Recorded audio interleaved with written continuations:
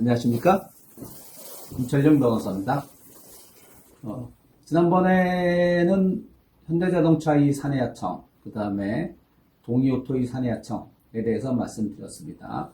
현대자동차의 사내하청은 불법 파견으로 판결을 받았고, 동이오토의 사내하청은 적법한 도급으로 판결을 받았다는 사실을 말씀드렸는데, 오늘은 세 번째로 삼성전자 서비스의 하청 업체에 대해서 말씀드리도록 하겠습니다. 삼성전자 서비스 같은 경우는 AS를 하고 다니는 직원들이 삼성전자 서비스라는 회사의 내부에서 하청을 받은 것이 아니기 때문에 사내하청이라는 용어는 좀 부적절해서 사내하청과 시스템은 유사하지만 하청이라는 용어를 쓰도록 하겠습니다. 그리고 현대자동차나 그다음에 동이오토와 케이스가 다른 것이, 현대자동차나 동이오토는 제조업체의 직접 생산 공정입니다. 그렇기 때문에 거기는 파견으로 인정을 받는 순간 그 자체로서 불법 파견으로 인정이 되는 겁니다. 그런데 삼성전자 서비스 같은 경우는 제조업이 아니고 서비스업입니다. 그래서 서비스업에서 불법 파견 여부가 문제가 된 케이스입니다. 예. 삼성전자 서비스 사건은 뭐냐 하면은, 삼성전자 서비스는 뭐냐? 삼성전자에서 만든 모든 가전제품에 대해서 AS를 전담하는 회사입니다. 그리고 1998년에 삼성전자의 서비스 사업부가 독립돼서 나온 회사로서 삼성전자의 자회사입니다. 예, 이 삼성전자 서비스에서 모든 직원들을 직접 고용해서 삼성전자의 제품들의 AS를 해주었다면 이것이 문제될 일은 없었겠죠. 그런데 삼성전자 역시 다른 회사들과 마찬가지로 사내하청, 물론 아까 설명드렸듯이 이건 사내는 아니죠. 이런 시스템의 편리성에 대해서 주목을 했던 겁니다. 그렇기 때문에 삼성전자 서비스에서 직접적으로 AS 인력을 고용하지 않고, 물론 이제 직접 고용한 인력들도 어느 정도는 있었겠죠. 상당수의 인력을 삼성전자 서비스에서 근무하다가 퇴직하고 나간 임원들 내지는 직원들을 소사장 내지는 하청업체 사장으로 만들어서 그 하청업체에서 다시 직원들을 고용을 해서 그 직원들이 삼성전자의 가전제품의 AS를 담당하는 형태로 AS를 수행했습니다. 그래서 이것이 문제가 된 겁니다. 법적으로는 하청업체인데 삼성전자 서비스는 이들을 하청업체 내지 소사장이라고 부르지 않고 협력업체라고 불렀습니다.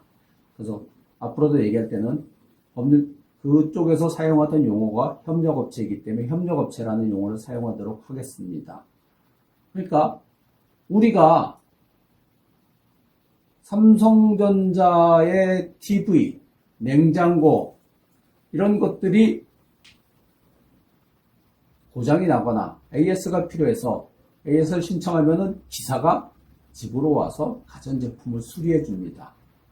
그 기사는 삼성전자의 마크 내지는 로고가 달린 옷을 입고 와서 AS 업무를 수행을 하죠. 그래서 우리는 그 사람이 삼성전자 직원인 줄 알고 있습니다. 하지만 그렇지 않습니다. 그러면 삼성전자 제품의 AS를 전담하는 회사가 삼성전자 서비스라는 회사가 있다는 걸 알면은, 그러면 저 직원은 삼성전자 서비스의 직원이겠구나 라고 생각할 수 있습니다. 그리고 그게 맞죠. 그런데 삼성전자 직원이 아닌 데다가 삼성전자 서비스의 직원도 아니다. 우리가 이름을 알 수 없는 협력업체, 아무도 그 이름을 알지 못합니다. 수십 개의 협력업체에서 이런 AS 기사들을 자기네 직원으로 채용을 해서 AS 업무를 수행을 시키는 겁니다.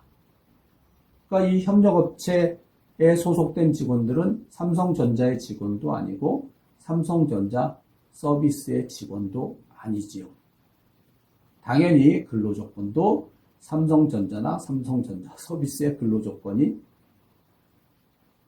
따라가지지가 않지요. 상당히 열악한 조건 하에서 AS 업무를 수행했기 때문에 이것이 사회적으로 크게 문제가 됐었습니다.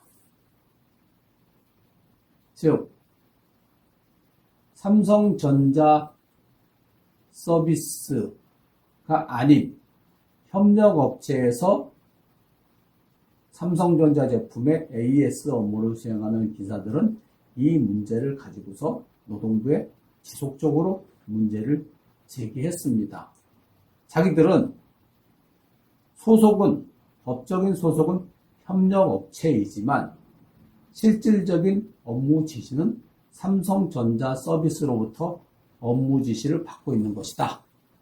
즉, 우리들은 법적인 형태는 도급계약으로 되어 있지만은 우리는 파견 근로를 하고 있는 것이다. 라고 주장을 한 것입니다.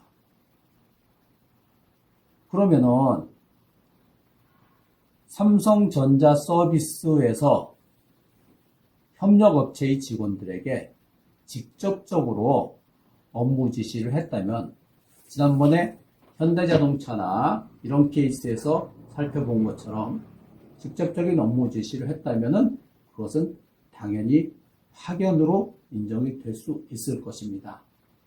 그 다음에 이거는 제조업체가 아니기 때문에 제조업이라는 이유로 불법 파견은 아니지만은 파견법에서 파견업을 하려면은 파견업 허가를 받도록 되어 있습니다.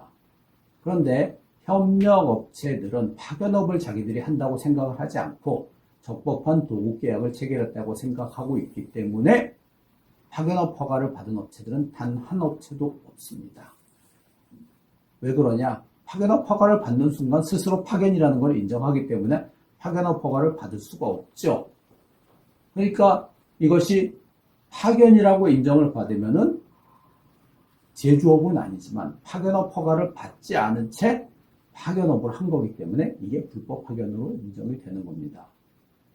자, 협력업체 직원들이 무수히 많은 노동청에 진정을 했고 노동청에서 근로감독관들 레벨에서는 이거는 불법 파견이다 라고 인정을 해서 이 부분을 가지고서 삼성전자 서비스를 집중적으로 단속을 해야 된다 라는 의견들이 있었습니다. 그러면은 과연 삼성전자 서비스가 직접적으로 말로 구체적인 업무 지시를 협력업체 기사들에게 했느냐? 그렇지는 않습니다. 삼성전자 서비스 협력업체 기사들한테 일일이 전화해가지고 어디 가서 뭘 하세요, 어디 가서 뭘 하세요 이렇게 하지 않습니다. 고객들이 AS 신청을 하면은 삼성전자 서비스에서 운영하는 AS 시스템이 있습니다. 그 시스템에 그 AS 요구가 뜨고 그 다음에 그것은 협력업체 기사들은 삼성전자 시스템이 운영하는 그 시스템 안에 들어가서 어디에 AS가 떴구나 그러면은 그 AS 요구가 들어온 시간 이런 걸 보고서 가서 AS를 하고 그 다음에 거기에 대해서 고객 만족도 조사를 하면은 거기다 이제 고객들이 AS가 형편없었다든지 AS가 잘 됐다든지 평가를 어떻게 한다든지 이런 걸 입력을 하죠. 그래서 구체적으로 삼성전자 서비스에서 협력업체 기사들에게 말로써 업무 지시를 하지는 않지만 아주 이 시스템에 의해서 정교하게 협력업체 기사들은 업무에 있어서 통제를 받게 되는 것입니다. 이 시스템에 의한 통제를 업무 지시로 볼 것이냐 말 것이냐 하는 문제가 삼성전자 서비스의 불법 파견 문제의 가장 핵심적인 쟁점이었습니다.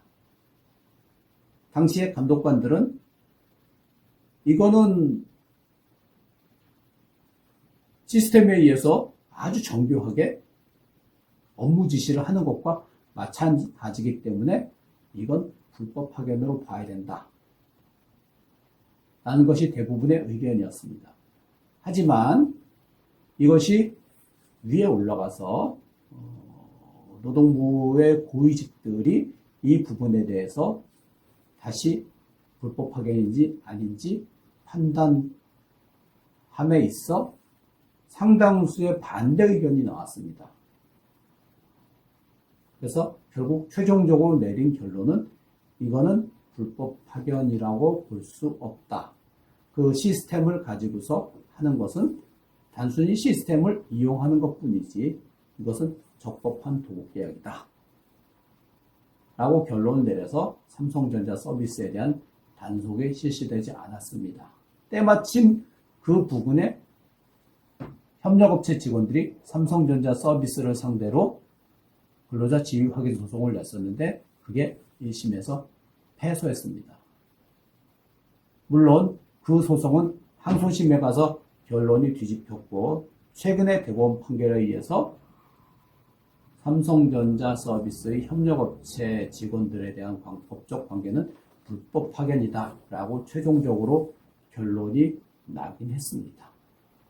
그래서 삼성전자 서비스는 아마 그 사건이 불거지면서 상당 부분 협력업체의 문제를 해소한 것으로 알고 있습니다. 지금은 아마 협력업체에 소속된 직원이 없는 걸로 알고 있습니다. 전부 다 그 삼성전자 서비스의 정직원으로 직고용을 한 것으로 알고 있습니다. 하지만 그 당시에는 이 부분이 노동부에서는 감독관들 레벨에서는 불법 파견이라고 판단했는데 위에 고위직들 레벨에서는 불법 파견이 아니다라고 판단이 됐고 그 다음에 법원에서는 1심에서는 불법 파견이 아니고 적법한 도급이다라고 판결을 했는데 2심과 대법원에서는 이거는 불법 파견이다라고 판단해서 판단이 상당히 엇갈렸습니다. 그만큼 판단하기 어려운 문제라는 것이지요. 예. 아무튼 삼성전자 서비스의 협력업체 하청 문제는 이렇게 큰 사회적 반향을 일으키고 그 다음에 최근에는 문제가 최종적으로 정리된 것으로 알고 있습니다. 하지만 하나 그 뒤에 이어진 우리가 알지 못하는 에피소드가 있습니다. 삼성전자 서비스 협력업체 직원들에 대해서 이것이 불법 파견이다 라고 해서 문제를 최초로 삼은 사람은 국회 환노위의 은수미 의원이었습니다. 나중에 성남시장까지 되셨다가 무슨 불미스러운 일에 연루돼서 성남시장을 그만두신 분으로 알고 있는데 그 당시에는 환노위에서 상당히 공적적으로 활동하셨는데 이분이 삼성전자 서비스 협력업체의 불법 파견 문제에 대해서 최초로 문제를 제기했고 심각하게 문제를 제기했는데 최초로 문제를 제기했을 당시에는 아마 박근혜 정부 당시였던 걸로 기억이 됩니다. 그렇기 때문에 은수미 의원이 제기했던 문제들은 거의 대부분 묻혔습니다.